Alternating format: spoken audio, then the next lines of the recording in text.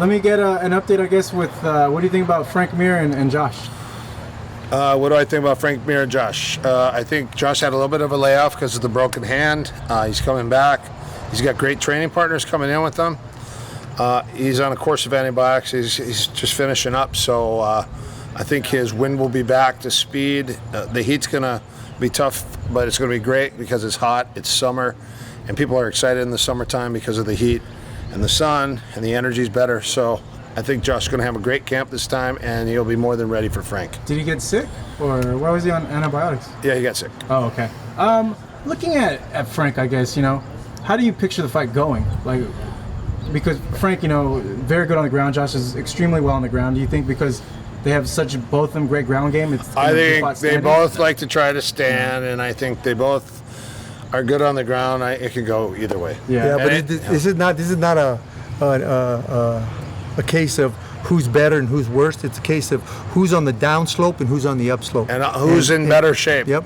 And I think Frank's on the way down, and Josh is coming in, so he's going to be on his way up, and that's what's going to be the deciding factor. There's a lot of pressure on Frank because he has to win. He has to win. But he might being a great commentator as he is, and being a big part of the UFC as he has been, a good poster child. Win or lose, he'll still remain in the UFC, obviously, because he's a great contender and a force to be reckoned with. They have very similar games. I said from the get-go that I would like to see Josh Barnett fight Frank Mir because they have very similar styles. Mm-hmm. What do you think, Jeff? I agree. I think this is going to go to the ground, and I think you're going to see who really is going to come out on top on the ground game. What do you think about Frank's ground game? I think he's got a good ground game. I think Josh loves to rip people's legs off. And Frank, obviously, he prides himself on leg locks also, so this will be exciting. But all I could say is be careful pulling guard. Yeah. How happy were you when he got signed to the UFC?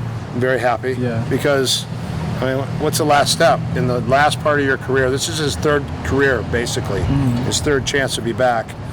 And he was talking, and they were rallying over where he's going to go, and what I was just going, he needs to be in the UFC. Yeah. Where else are you going to go? Mm-hmm. There's no more fights in Pride. There's no more fights in Japan. There's no big shows. Any of the other shows around there, he's the top dog. Yeah. So it's not even a question of whether or not he'll win.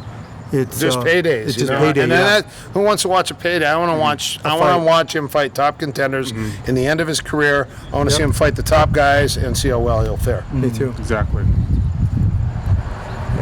Like once again, it's that. Well, my thing is, what do you think is a wild card factor in the fight? Conditioning is the wild factor, the wild card. Yeah. I think the fact that Frank thinks he gets his striking coaches, and he really believes that his striking is his better asset right now, when he doesn't really capitalize on his grappling, which is his great asset. So, he likes to go toe-to-toe, and I think when he gets tagged in the chin, I don't think it's that great. So I think it's a factor of conditioning, attrition, strategy, and tactics. Who are you guys going to bring in to work to mimic Frank, I guess? Well, we've had a few guys already. We have Ishii, who is Olympic gold medalist. Judo. Yep. Mighty Mo comes in. Trion was here. He had Bobby Lashley here.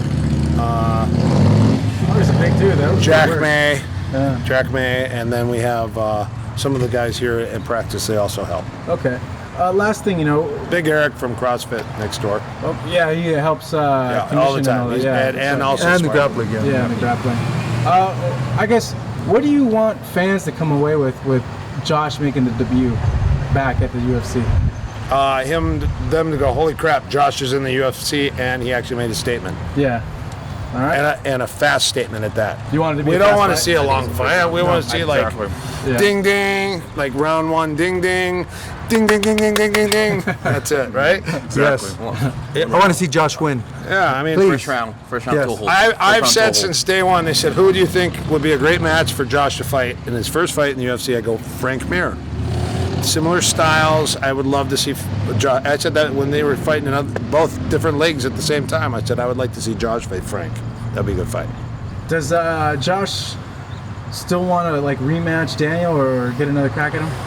I think eventually, if he comes into the lineup, you know, he won't look down on it. But Cormier is just a tough fighter. You can't take the guy down, and he stays off the ground as much as he wants, and he's got good hands. Yeah. So, you know, him and Kane are very similar fighters.